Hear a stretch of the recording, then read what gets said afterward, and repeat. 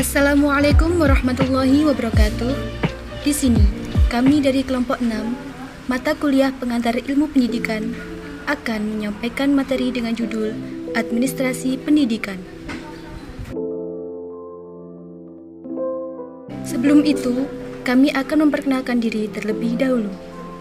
Yang pertama, ada Yeni Ulfiatul Tahlia sebagai pengisi suara 1. Yang kedua, ada Puput Saidatun Nisa sebagai pengisi suara 2. Yang ketiga, ada Lisa Khairun Nisa sebagai editor 1. Dan yang terakhir, ada Linar Dwi Aprilia sebagai editor 2. Selanjutnya, kita akan memasuki sesi materi, yaitu administrasi pendidikan.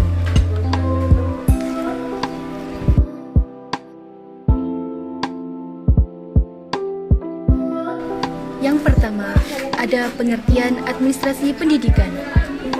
Administrasi pendidikan adalah bentuk upaya mengintegrasikan kegiatan dan program yang ada, di mana kegiatan tersebut harusnya saling bergantung dengan kelompok ataupun individu yang memiliki tujuan yang sama untuk kepentingan peserta didik.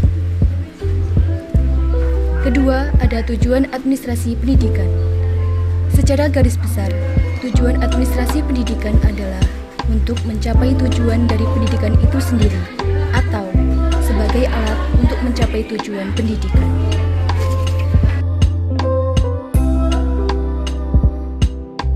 Selanjutnya ada analisis kurikulum. Pengertian kurikulum. Dalam bahasa Latin, kurikulum berarti track atau jalur pacu. Saat ini, definisi kurikulum semakin berkembang, sehingga yang dimaksud kurikulum tidak hanya gagasan pendidikan, tetapi juga termasuk seluruh program pembelajaran yang terencana dari suatu institusi pendidikan.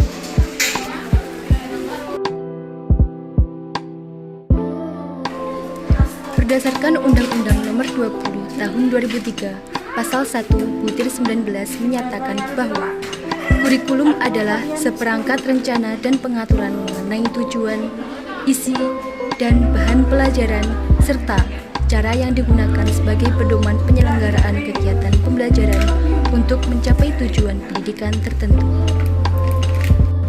Akhirnya, kurikulum didefinisikan sebagai program pendidikan yang bertujuan melaksanakan tujuan pendidikan di sekolah dan berlaku di seluruh wilayah Negara Kesatuan Republik Indonesia dengan memperhatikan kondisi dan kebutuhan daerah.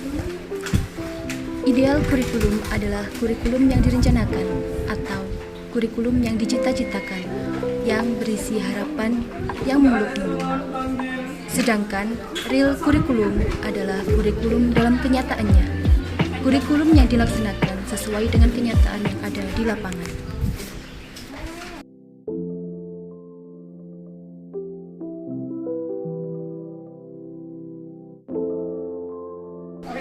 Selanjutnya ada fungsi kurikulum. Winarno Surahmat dalam bukunya Pembinaan dan Pengembangan Kurikulum menyatakan bahwa berbicara masalah fungsi kurikulum kita dapat meninjaunya dari dua segi, yaitu yang pertama, fungsi bagi sekolah yang bersangkutan. Ada dua fungsi kurikulum bagi sekolah, yaitu fungsi sebagai alat dan fungsi sebagai pedoman. Yang kedua, fungsi bagi masyarakat. Pendidikan memang bertugas mempersiapkan anak didiknya agar dapat berperan di masyarakat pada masa yang akan datang. Fungsi kurikulum, menurut Agus Suwikyo, dalam peningkatan mutu pendidikan dan penjabaran visi tergantung dari kecakapan guru, ketercakupan substansi kurikulum, dan evaluasi proses belajar.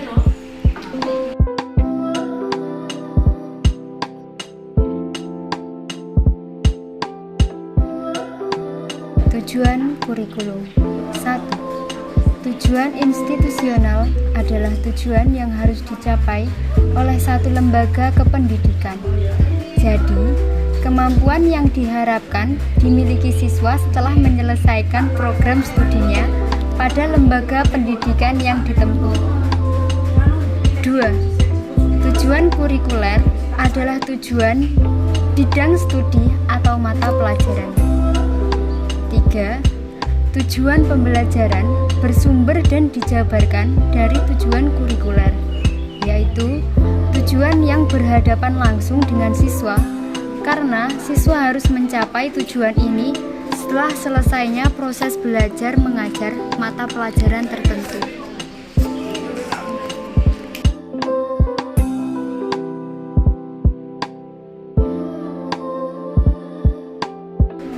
Pengembangan kurikulum. Umar H. Malik mengartikan bahwa pengembangan kurikulum adalah perencanaan kesempatan-kesempatan belajar yang dimaksudkan untuk membawa siswa ke arah perubahan-perubahan yang diinginkan dan menilai bagaimana perubahan-perubahan itu telah terjadi pada siswa.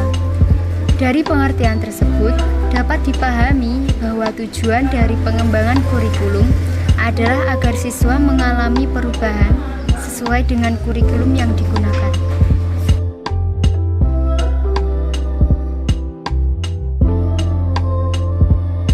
Langkah-langkah pengembangan kurikulum.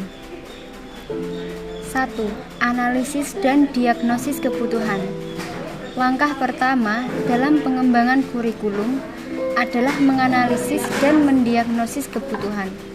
Analisis kebutuhan dapat dilakukan dengan mempelajari 3 hal, yaitu kebutuhan siswa, tuntutan masyarakat atau dunia kerja, dan harapan-harapan dari pemerintah atau kebijakan pendidikan.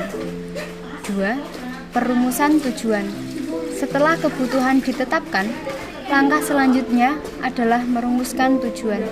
Tujuan-tujuan dalam kurikulum berhierarki, mulai dari tujuan yang paling umum atau kompleks sampai pada tujuan-tujuan yang lebih khusus dan operasional.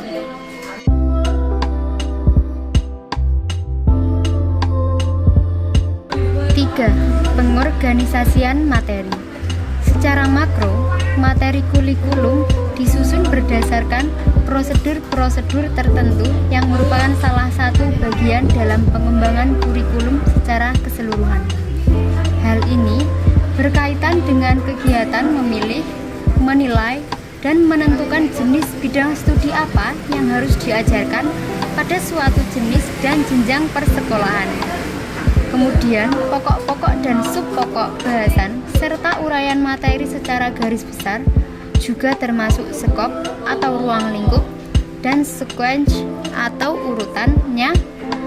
Adapun patokan kegiatan tersebut ditentukan oleh tujuan-tujuan dari jenis dan jenjang sekolah yang bersangkutan.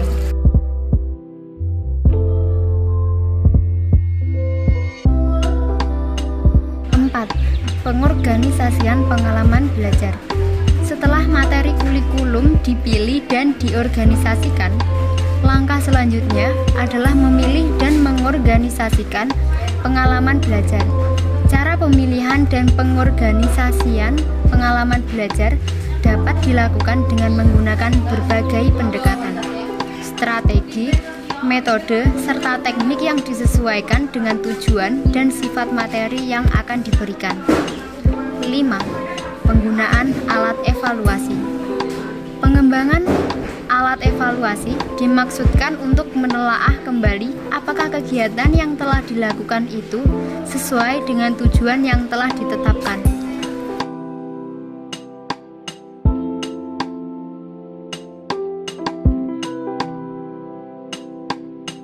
Jadi, kurikulum di Indonesia selalu berubah-ubah karena mengikuti adanya perkembangan zaman yang terjadi, terutama perkembangan ilmu pengetahuan dan teknologi. Kurikulum adalah pedoman dasar untuk melakukan kegiatan pembelajaran. Kurikulum juga dapat dikatakan sebagai program atau rancangan pembelajaran yang berisi mengenai materi dan indikator yang harus dilakukan saat pembelajaran. Adanya perubahan zaman diiringi perubahan ilmu pengetahuan dan teknologi mengharuskan adanya perubahan kurikulum. Demikian presentasi dari kelompok 6 tentang administrasi pendidikan. Kami ucapkan terima kasih. Apabila ada salah kata dan kurang lebihnya mohon maaf sebesar-besarnya. Wassalamualaikum warahmatullahi wabarakatuh.